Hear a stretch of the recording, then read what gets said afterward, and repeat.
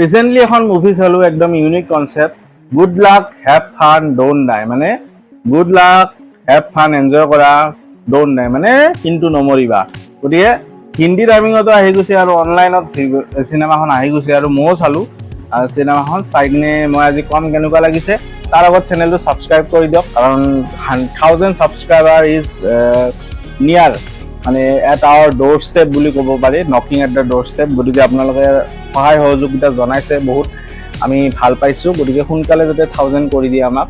ভিডিঅ'টো শেষলৈ চাব good luck have fun don't ডাই যদি মই কথা কওঁ এইখনত এজন মুছাফিৰ মানে কি জানেনে এজন ট্ৰেভেলাৰ এজন ফিউচাৰৰ পৰা আহে প্ৰথমতেতো এখন কফি শ্বপ দেখায় এখন কেফে এখন দেখায় তাত একদম চবেই একদম গধূলি একদম ডিনাৰ কৰি থাকে নিজৰ নিজৰ চেণ্ডউইচ খাই থাকে কফি খাই থাকে তাৰপিছত চবেই স্মাৰ্টফোনত বিজি স্ক্ৰলিং কৰি থাকে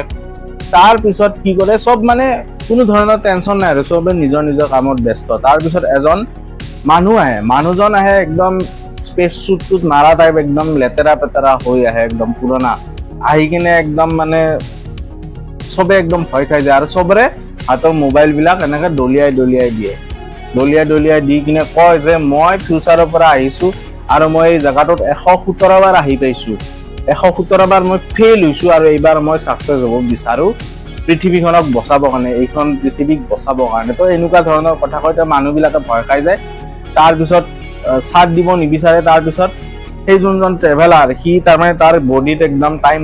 বম লগাই আহে দেখাই দিয়ে যদি কোনোবাই মোৰ কথা নুশুনাব বম দি উৰাই দিম তাৰপিছত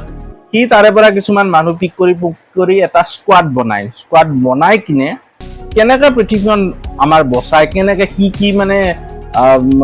সেই ফেচ কৰিব লাগে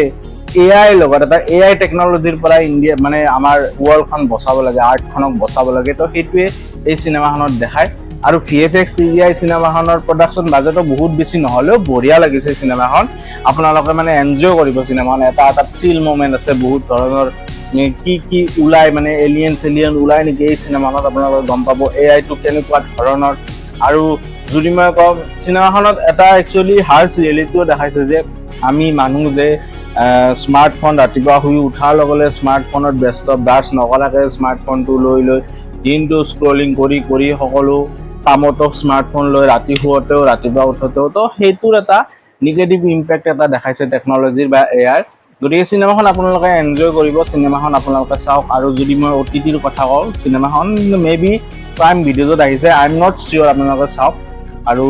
এনজয় কৰিব good luck have fun don't ডাই আৰু ভিডিঅ'টো যদি এইখিনিলৈ চাইছে লাইক শ্বেয়াৰ ছাবস্ক্ৰাইব কৰি দিব আনদিনাৰ দৰে তেতিয়ালৈ আহিছোঁ আন এটা ভিডিঅ'লৈ নিম বাই